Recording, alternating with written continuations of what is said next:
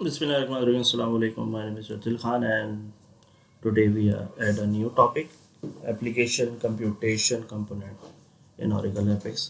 तो हम आज ये देखेंगे कि एप्लीकेशन कंप्यूटेशन होता क्या है और ये कंपोनेंट किस तरीके से हम एपेक्स के अंदर यूटिलाइज करते हैं। तो सबसे पहले computation are components that enable to your perform calculation. कोई कैलकुलेशन जो हमारी होती है डायनेमिकली जो हम यूज़ करना चाह रहे हैं प्रोसेसिंग पेज के ऊपर, तो उसके लिए हम कंप्यूटेशन यूज़ करते हैं। और this computation are typically use the drip values, manipulate the data and other perform action before reentering the page.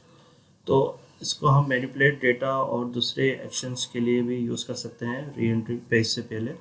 और computation processes are associated with specific event in the page processing life cycle such as page load, submit और validation।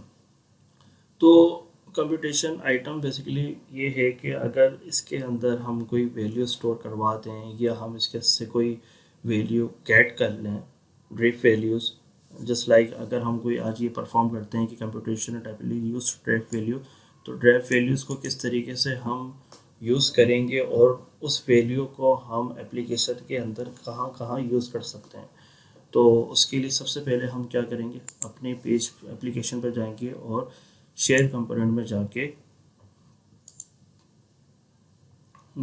Application computations में जाएंगे और यहाँ पर एक computation create करेंगे। उस सबसे पहले कंप्यूटेशंस आइटम्स के लिए आपके पास एक एप्लीकेशन आइटम होना चाहिए, तो उसके लिए हम अपना एक एप्लीकेशन आइटम बनाएंगे यहाँ पर आगे, और यहाँ पर उसको नाम दे देंगे गेट कंप्यूट वैल्यू।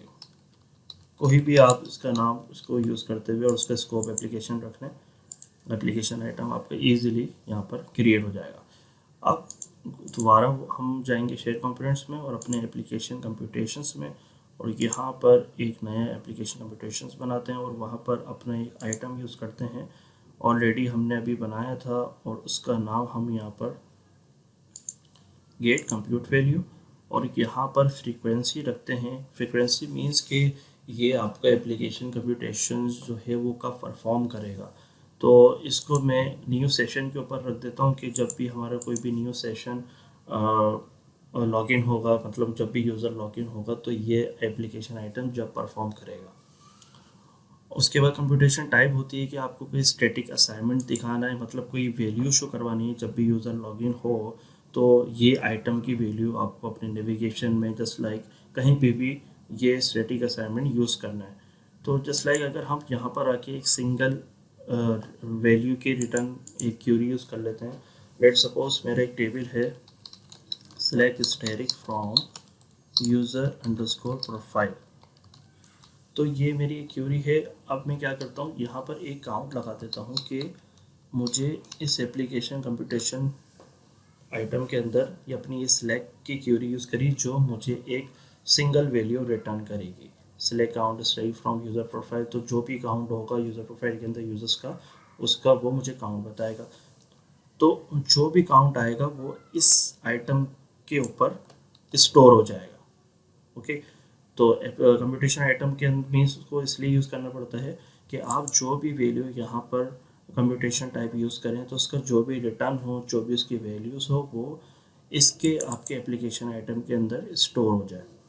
तो सिंपल मैंने यहाँ पर अपनी सिलेक्ट की क्यूरी लिखी और उसको अपने एप्लीकेशन आइटम के अंदर स्टोर करवा दिया और यहाँ पर कंप्यूटेशन क्रिएट कर दी, और ये हमारा एप्लीकेशन आइटम जिसको हम कॉपी कर लेते हैं।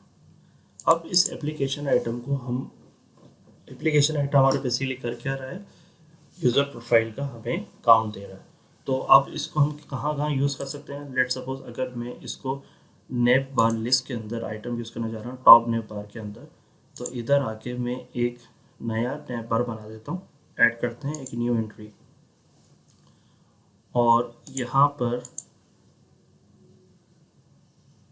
कोई टारगेट नहीं, नो टारगेट, और यहाँ पर दे देता हूँ मैं पहले लेबल कि टोटल प्रोफाइल्स। उसके बाद अपना एप्लीकेशन आइटम, मेरा एप्लीकेशन आइटम, लास्ट में हम डॉट लगाएंगे एक, और शुरू में हमारा स्पेशल कैरेक्टर के लगेगा 9% और शुरू में ये ब्रैकेट लगेगा और लास्ट में ये ब्रैकेट।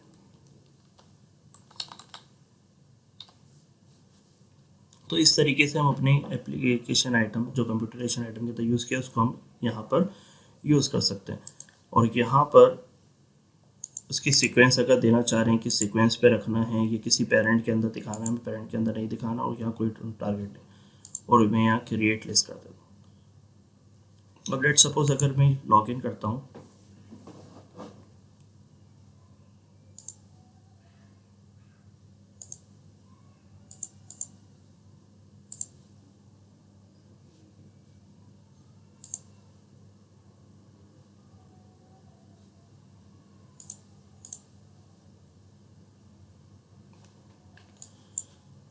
अपने यूज़र से, मैं अगर यहाँ लॉग इन करता हूँ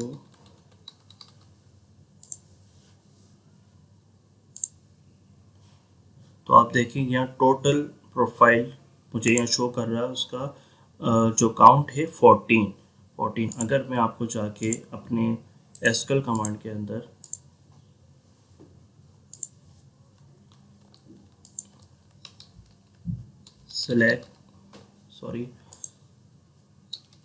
select count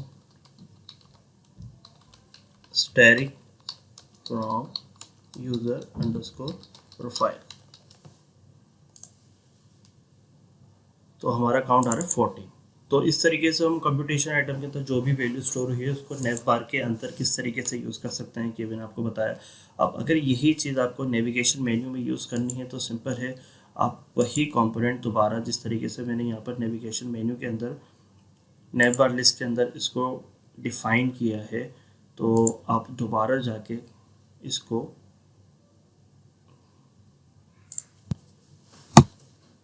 सिंपल, अगर मैं जस्ट अगर इसका एप्लीकेशन आइटम यूज़ कर रहा हूँ, मैं स्टैटिक जो हमारा वैल्यू है उसको यूज़ नहीं कर रहा, तो अपने नेविगेशन मेन्यू में आके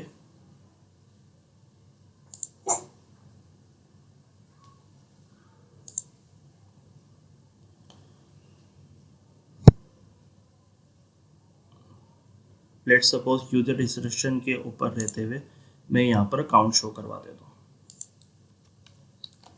क्योंकि यूज़र रजिस्ट्रेशन मतलब उसके अंदर सारे यूज़र्स हमारे ही जा रहे हैं यूज़र प्रोफाइल से, तो उसका अकाउंट भी शो हो जाएगा। तो इसको भी हम यहाँ पर यूज़ कर लेते हैं। और ये कंप्यूटेशन परफॉर्म कब करेगा, जब हम न्यू सेशन से आएंगे, क्योंकि हमने उसकी टाइप ये रखी हुई है। आप उसकी टाइम चेंज करते हुए उसको परफॉर्म कर सकते हैं।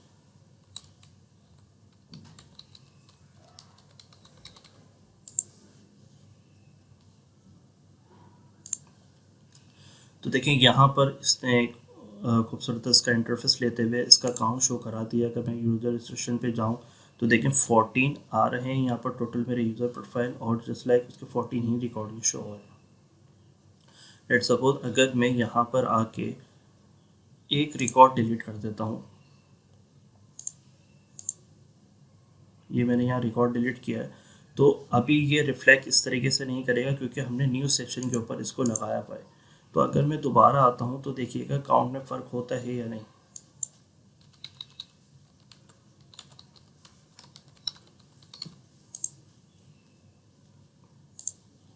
तो देखिए हमारे काउंट में फ़र्क हो गया और काउंट हो गया हमारा 30। तो इस तरीके से हम एप्लीकेशन कंप्यूटेशन जो कंपोनेंट है उसको एपेक्स के अंदर यूज़ कर सकते हैं। और मैंने इसकी एक सिंपल एक कंपोनेंट टाइप ली थी, आप उसकी दूसरी टाइप भी लेते हुए उसको परफॉर्म कर सकते हैं एपेक्स के अंदर। तो thank you for watching video, इंशाल्लाह will meet you the next video. अल्लाह हाफिज़।